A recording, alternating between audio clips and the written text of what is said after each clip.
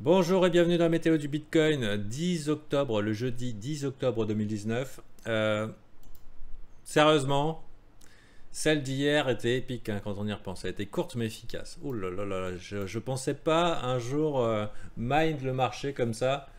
Ça s'est passé pile poil comme annoncé. Bon, ne pas d'excès de confiance, hein, c'est souvent là qu'on fait les plus grandes pertes. On prend les sous-sous quand ils nous sont offerts et on va essayer de pas les rendre.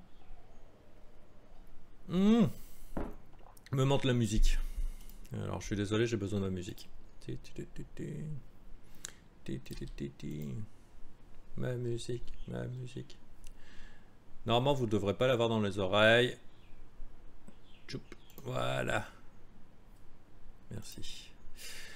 Ah, voilà qui est beaucoup mieux.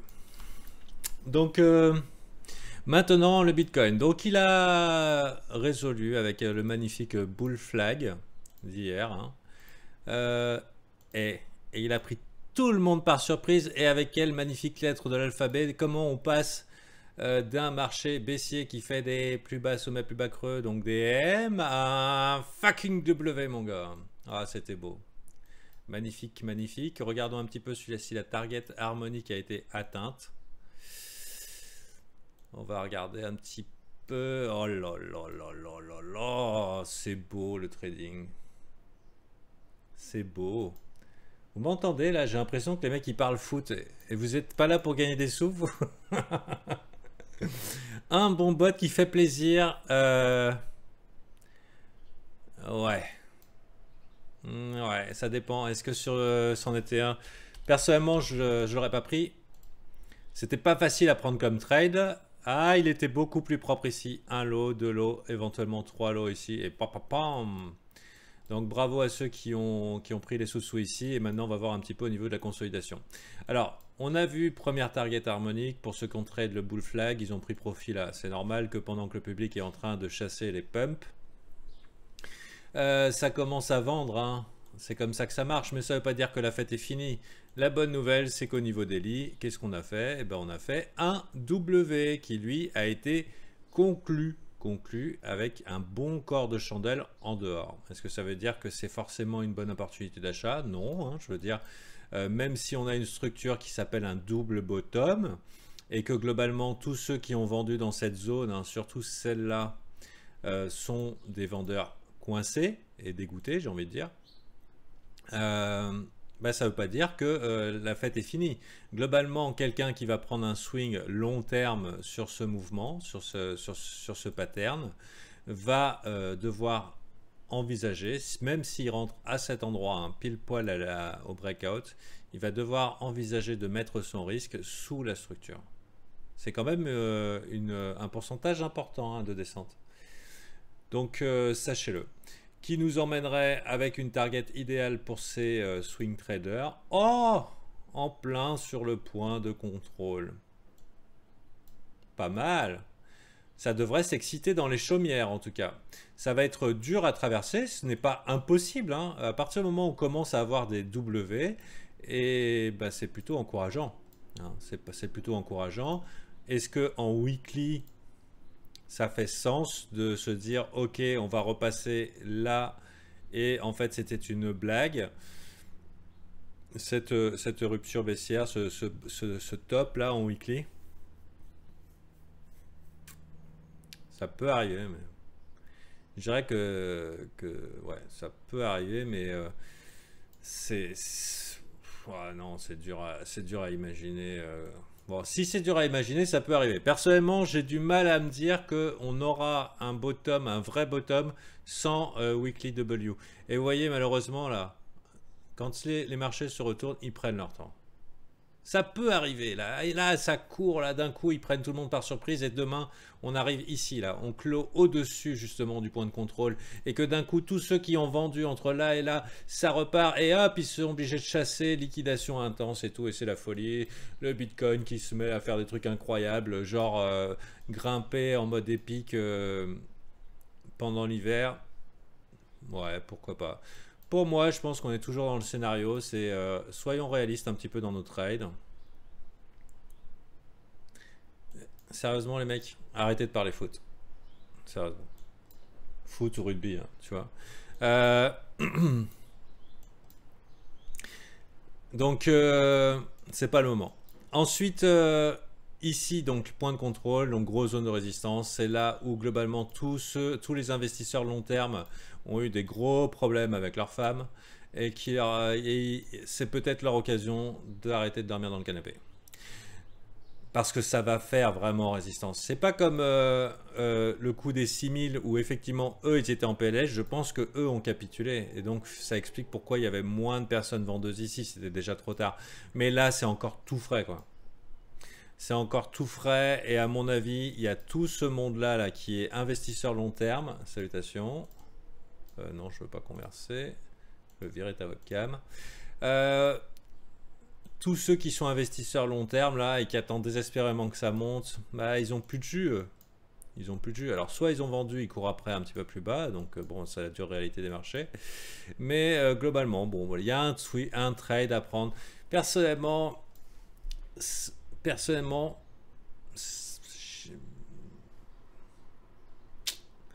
j'étais bull hier. Hein, j'étais bull hier. Je le voyais, ce bull flag, il était là. Mais pour moi, bon déjà, premier arrêt. Qu'est-ce qu'on va faire au premier arrêt? Est-ce qu'on est dans le cas rebond de chat mort? C'est ça qui Dead Cat Bounce. C'est pas bot, c'est 0,382 s'il vous plaît. Oh là là. J'ai envie de vous dire moon. Bon, ok, c'est normal qu'on ait trouvé un petit peu de résistance. Je me demande si le FIB est un peu bien placé. Je pense que c'est un petit peu plus haut. On va tout enlever et on va zoomer sur l'image, d'accord? BitMEX. On va conserver BitMEX comme référence. A priori, c'est eux qui guident le marché. Donc, on va regarder. Bon, il y a encore de la marge. Il y a encore de la marge pour se dire, ok, je dirais que si on n'y va pas au 0,382, c'est très bearish. C'est-à-dire que si on compte, si dans les jours qui viennent, on repart en mode rouge et on réabsorbe ici sous la forme d'un railroad track, railway track, on va essayer... Vous voyez ça? Si on fait ça et que ça s'avère être un bull trap, c'est très bear. Généralement, on veut un tag du 0,382. C'est extrêmement important. C'est extrêmement important. Et si on est bull, on veut non seulement un tag, mais on veut de la pression sur le 0,382 et qui se termine avec des W, du bullish. Pour se dire, ok, bon, on n'est pas parti dans une grosse vague de continuation baissière de type AB égale CD de manière immédiate, comme ça. Hein, ce qui nous emmènerait par là.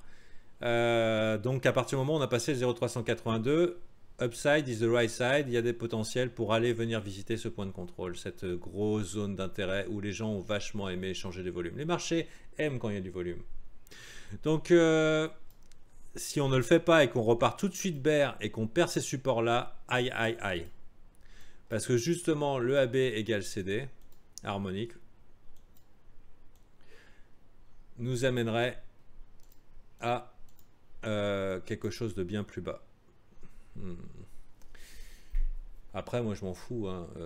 Je suis majoritairement en cash. Si ça monte je suis content, j'ai assez de Bitcoin pour prendre mes trades. Mais en tant qu'investisseur, je vais attendre des weekly W, des W comme ça, mais en weekly. Pour l'heure, on est dans un bon potentiel de swing. Et je dirais que si vous êtes un peu tard dans la partie, c'est pas trop grave. Parce que vous voyez, les EMA 9 et EMA 18 n'ont pas recroisé.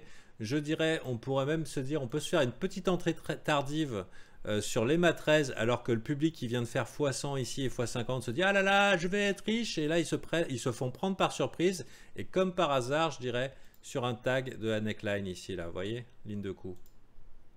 Ça fait une très bonne location pour éventuellement entrer dans un long. Pour moi, un peu trop agressif. Je ne serais pas contre un petit pullback de quelques jours et nous set-up pour éventuellement une continuation haussière. Pour l'heure, je dirais que le signal était hier, c'est pareil, hein, quand on a des très beaux signaux, hein, des fois le lendemain, ils sont moins beaux. Donc le trade à prendre, il était hier, ce bull flag, et actuellement on est en prise de profit. Donc la question c'est au niveau Orly, comment ça se passe? Au niveau Orly, on est en zone de consolidation. Bien sûr, upside is the right side. Pourquoi? Parce qu'on fait des plus hauts sommets. plus au sommet, plus au creux, plus au sommet, plus au creux. Bien sûr, qu'est-ce qui se passe ici pendant ce push? Tous ceux qui ont short et qui sont en disbelief en disant « Ah là là, quand le marché va se calmer, je vais le short hein, », là, toujours le public est contre la tendance. Si le public est ici en mode all-in, hein, il faudrait voir un peu ce qu'ils disent dans Telegram, sur Waypool, en machin et tout. S'ils sont tous en train de se taper dans les mains et en faisant des clap, clap, clap, clap, clap. Et que, alors, à quoi on reconnaît sur les chats que les gens sont super bull? C'est à ça. Cette emote-là, c'est l'optimisme qui me dit ils sont un petit peu trop confiants. Ça, c'est l'emote des gens un peu trop confiants qui gagnent trop d'argent, à mon avis. Mais on n'en est pas là. Ouais, je vois pas trop des gens qui sont super contents que ça monte ici. Bon, alors bien sûr, Whitepool, c'est pas forcément l'endroit parfait à public. Il y en a plusieurs. MM Crypto. Super hein, pour regarder. Ah, je vois. Ah, lui, il gagne un petit peu trop de sous. Mais vous dites, mais qu'est-ce qu'il fait, Fantasio? Il faut savoir que dans la... Je trouve... Ah, intéressant. Je trouve que la psychologie, c'est un truc qui vous sera jamais enlevé. Vous pouvez avoir la meilleure méthode de trading du monde. À partir du moment où vous sentez ce que fait le marché, généralement, hein, je veux dire, à la méthode ancienne, à l'ancien temps, on va prendre des indicateurs overbought, oversold, suracheté, survendu. C'est ça qui nous dit si c'est suracheté, survendu. Mais quoi de mieux que d'analyser le sentiment? C'est là où tu sais si c'est suracheté, survendu. Si tout le monde est content. Si tout le monde est content, c'est que ça monte et qu'ils ont tous acheté. Voilà. Donc personnellement, je pense que ça, quelle que soit votre méthode infaillible et géniale, s'il y a une partie psychologie dans votre méthode, vous augmentez beaucoup vos chances de réussite. Et malheureusement, pour qu'on gagne beaucoup d'argent dans ce métier, eh ben, il faut plumer une grande majorité. Donc évitez de penser comme eux. Voilà. Donc pour l'instant, je dirais que je vois pas assez de joie un peu dans ce marché. Et je dirais que certains sont un petit peu dégoûtés d'avoir short le bottom, attendent peut-être désespérément une rechute pour soit sortir sans trop de casse. Voilà, on est un peu encore en peur. Soit un petit peu trop de casse. Non, être meilleur qu'eux, pas les plumer. C'est triste, No Mice, mais pour que tu gagnes, il faut qu'il y ait un perdant en face. Et malheureusement, si le mec en face il perd, faut bien te dire une chose, c'est qu'il gère pas son risque, il fait des conneries. C'est pas un métier qui est joli quand tu es du mauvais côté du trade et que tu gères pas ton risque. Donc il faut apprendre à faire ça les gens. J'ai pas envie si je fais ça, si je fais ces trading accessibles, ce service, ces 20 minutes de météo du Bitcoin offert tous les jours et tout, c'est pour vous donner aussi les moyens de ne pas vous mettre en situation de vous faire dépouiller. Et quand je dis dépouiller, pour certaines personnes, ça peut être horrible. D'accord. De la même manière qu'une addiction au jeu. Et je ne parle pas aux jeux vidéo, je parle aux jeux de hasard. Donc attention, hein. Mais après, si vous avez envie d'apprendre comment ça se passe de l'autre côté, ou alors dire oh, dis donc, c'est effectivement dangereux, le Fantasio il a raison. Soit vous y restez écarté, soit vous apprenez à agir comme un professionnel, et ça éventuellement je peux vous y aider. Bon, alors pour l'heure, je sais pas, et j'ai pas toujours raison, hein. Même pas souvent, enfin pas souvent, assez pour que ma psychologie soit satisfaite et mon ego aussi, et mon porte-monnaie. Ce qu'il y a, c'est que quand on perd moins que ce qu'on gagne. Par exemple, là, si j'ai envie d'être bull, en me disant, ok, là, le public, qu'est-ce qu'il fait? Il short les tops. Il veut empêcher ce qui est en train d'arriver. Il a raté l'opportunité. Et quand un public rate l'opportunité, ce qu'il veut, c'est empêcher que ça arrive.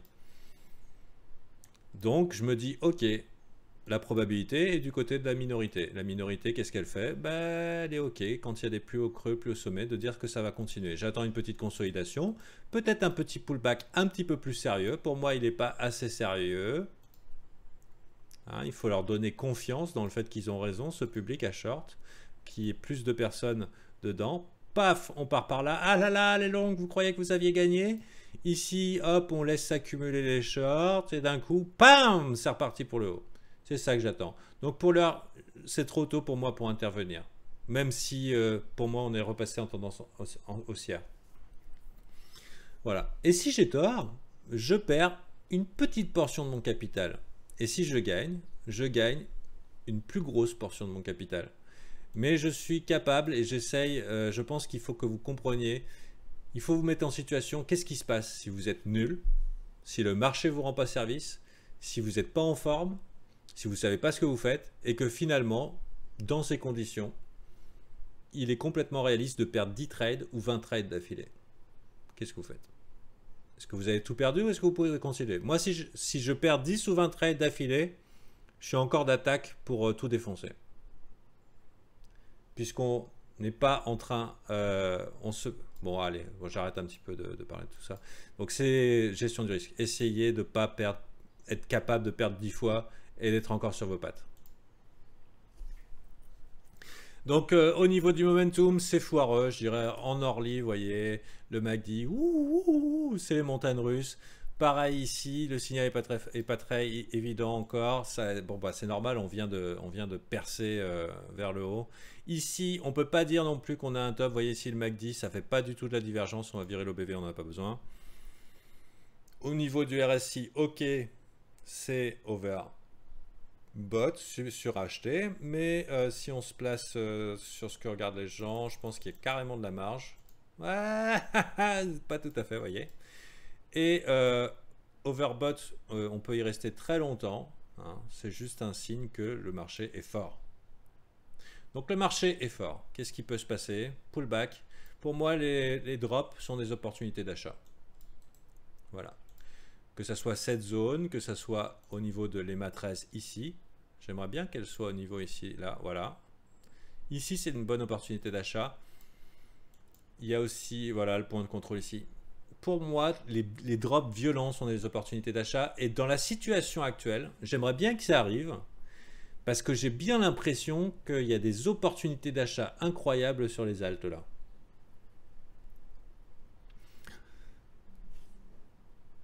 Advienne que pourra. Nous, de notre côté, avec les membres VIP, on va continuer notre progression. On va bientôt commencer notre formation pour l'investissement long terme. Ça ne va pas tarder à commencer.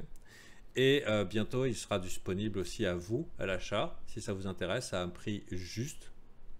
Juste, ça veut dire qui ne vous permette... C'est pas un truc, c'est pas un truc qui sera injuste.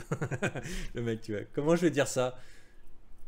Le prix va être accessible, mais il vaudra son prix, quoi. Et comment on sait qu'il vaudra son prix? C'est que les 300 personnes qui l'auront reçu là parce qu'ils ont été précurseurs dans mon service VIP, ils vont dire combien ça coûte. Combien eux, ils auraient pu mettre là-dedans. En disant, est-ce que ça peut se vendre aussi? Parce que s'ils me disent 10 000 euros, j'en vendrai jamais. Moi, j'en veux en vendre des formations. Hein, que ça vous serve. Donc, soyez justes les gens. Ça peut être 30 balles, ça peut être 0. Personnellement, j'aimerais qu'ils disent, je sais pas, dans les 200. Mais après 200 c'est beaucoup, je trouve. Moi personnellement je trouve que tout ça, le métier de trader est suffisamment difficile pour pas assassiner les gens avant même qu'ils aient commencé. Parce que quel que soit le prix que tu mets dans ta formation, qu'elle soit à 5 000, ce qui a été mon cas, j'ai mis plus de 5 000 euros dans ma formation et je m'apprête encore à mettre 5 000 euros peut-être dans des formations liées à la psychologie. Donc ok, ça valait le coup, hein, pour moi. Mais perso, je pense que c'est juste, c'est trop, c'est n'importe. T'apprends pas plus dans une formation 5000 qu'à 100 ou même gratuit sur internet en cherchant un peu. Voilà. On n'apprend pas plus. C'est juste, est-ce que la personne qui te l'apprend a les compétences pour que ça rentre bien dans ton cerveau, et est-ce que tu vas faire les efforts pour que ça marche bien après, que tu t'appliques et que tu fasses ce qu'il faut. Puisque, étrangement, le métier de trader est difficile pour ne pas est assez difficile pour pas plumer les gens avant qu'ils aient commencé. Chanta, citation pour la vente de Mamie Nova. Ok, j'attends de voir pour me prononcer perso. Bah de toute façon, Poupa, toi, je veux dire, t'as déjà tout en main, quoi. Mais voilà, sachez-le, c'est pas, je vais pas réinventer la roue, personne ne le fait. Il y a juste des mecs qui mettent des beaux autocollants à stickers sur des jets privés qu'ils ont loués. Pour finalement te faire ouvrir une société offshore et te plumer entièrement. Et c'est la fin de la météo du Bitcoin. À demain!